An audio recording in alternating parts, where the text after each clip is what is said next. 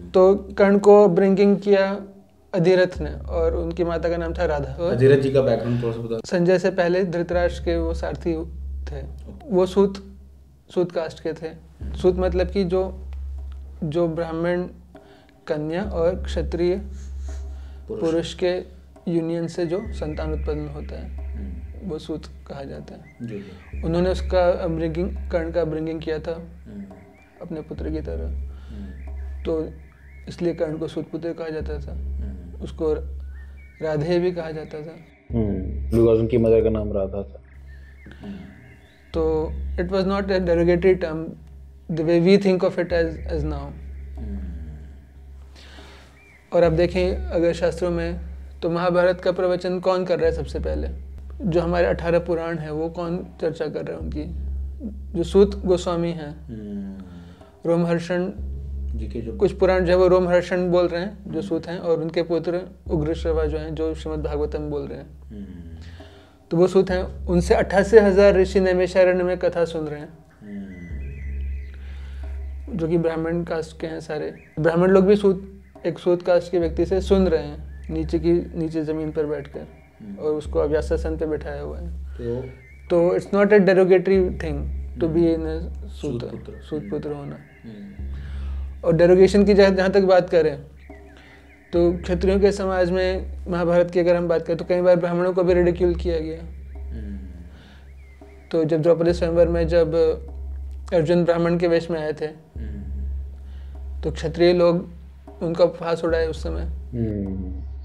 When at the time of Drupad ने जब ब्राह्मण से विवाह को एग्री कर गए और द्रौपदी भी एग्री कर गई, तो सारे राजा जरासंध, कर्ण और दुर्योधन, ये सब लोग ब्राह्मणों से लड़ाई करने लगे। उस समय वो डेरोगेटरी टर्म्स यूज करने लगे, कहने लगे कि आप लोग क्यों ये कर रहे हैं, आप लोग अपना भजन पूजन करिए, आप ये कहाँ ये इसमें आ गए स्वयंवर में। तो डेरोगेशन तो कोई किसी को कैसे भी कर सकता है। सो इट्स नॉट कि आप हर जगह उसको एक कास्टिस्ट एंगल से देखें। कर्ण की अगर हम बात करें, कर्ण को पूरा एजुकेशन का मौका दिया गया,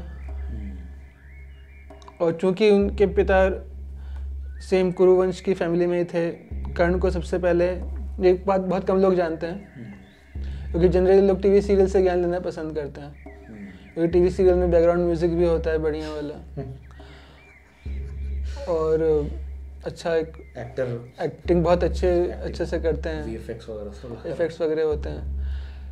तो उसमें ऐसा दिखाया गया कि I will refer to that previous B.R. Chopra ji वाला महाभारत। उसमें बताया गया कि कर्ण जो शिक्षा प्राप्त करने जाता है, द्रोणाचार्य कुछ कर रहे होते हैं और वो उसको मना कर देते हैं साफ कि मैं तुम्हें नहीं सिखाऊंगा। But that's not a fact. Fact ये है कि उसको शिक्षा दी गई थी द्रोणाचार्य के द्वारा ही, कर्ण को भी, और सारे पांडवों के साथ, कौरवों के साथ ही उसको शिक्षा दी जा रही थी। और उस समय होता यह है कि अर्जुन सबसे ज्यादा एक्सेल कर रहे होते हैं, और कर्ण जो है वो अर्जुन को हराना चाहते हैं। अर्जुन द्रोणाचार्य के भी फेवरेट स्टूडेंट होते हैं। तो वो कर्ण सोचते हैं कि मैं कैसे अर्जुन से युद्ध करूं, अर्जुन को चैलेंज में कैसे करूं।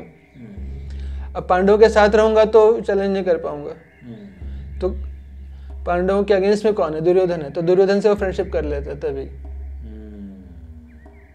फॉर चैलेंजिंग अर्जुन, क्योंकि he wants to be known as number one, he wants to defeat Arjun. For his name fame. For his name fame, he wants to be known as the greatest archer.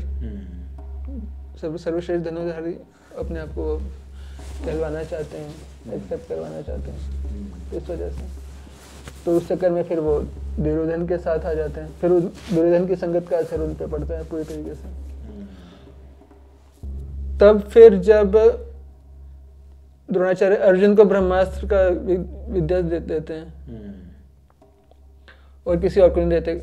अब चूंकि कर्ण अर्जुन को challenge करना चाहते हैं, तो कर्ण द्रोणाचार्य के पास जाते हैं और कहते हैं कि मुझे भी ब्रह्मास्त्र दीजिए, आपने अर्जुन को दिया तो मुझे भी दीजिए। तब द्रोणाचार्य कहते हैं कि आप योग्य नहीं हो। तो कहता है मैं योग्य क्यों नहीं हूँ, अर्जुन क्यों योग्य है? इसके पीछे भी एक हिस्ट्री है कि भाई अर्जुन इज फेवरेट शिष्य ऑफ द्रोणाचार्य, भाई नॉट एनीबडी एल्स। इसके पीछे भी एक हिस्ट्री है। क्या हिस्ट्री है? तो एक बार क्लास ले रहे होते हैं द्रोणाचार्य, और उस क्लास में वो बोलते हैं कि आप में से कौन ऐसा शिष्य है मेरे शिष्यों में से जो विद्या पूरी होने के बाद, शिक्षा पूरी होने के बाद जो मैं मांगूंगा वो मुझे गुरु दक्षिणा देगा। सबसे पूछते हैं। तो सब लोग कोई जवाब नहीं देते हैं, क्योंकि भाई आप क्या मांगेंगे ये तो पता चले आपने ऐसा कुछ मांग लिया जो हम दे ना पाए, फिर प्रतिज्ञा टूट जाएगी, तो बड़ा दिक्कत है। तो nobody says anything. So at that time Arjun अकेले बोलते हैं सिर्फ कि गुरुदेव आप जो बोलेंगे वो मैं करूँगा।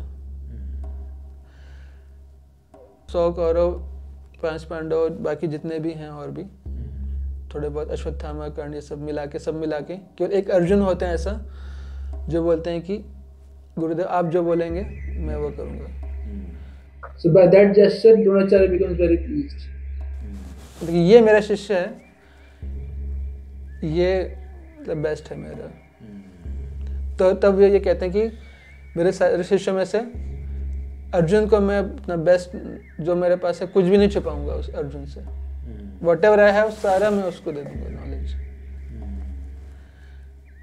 बाकियों पे मैं अपने बुद्धि विवेक का इस्तेमाल करूंगा कि कौन लायक है कौन नालायक है।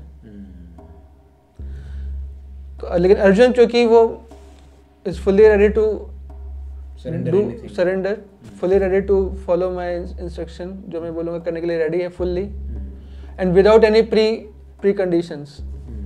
तो that's why Arjun is my best शिष्य। तो इसलिए फिर वो अर्जुन को बेस्ट नॉलेज देते हैं, तो वो कर्ण को पसंद नहीं आता फिर। तो शायद प्रभु जी इसीलिए अर्जुन जो कर्ण है वो परशुराम जी के पास तो फिर बोलते कि आप मुझे ब्रह्मास्त्र नहीं देंगे, आपने अर्जुन को दे दिया, मुझे नहीं दिया, आप मुझे नहीं देंगे तो मैं किसी और से ले लूंगा। He is ready to leave his guru also. Ready to leave, which is fair enough। कि भाई मैं किसी स्कूल में जा रहा हूँ, मुझे अच्छा नहीं लग रहा है एजुकेशन वहाँ पे, तो मैं स्कूल चेंज, मुझे लग रहा है कि पार्शलिटी हो रही है, तो मैं जाऊँ दूसरे की जगह। शिक्षार्थक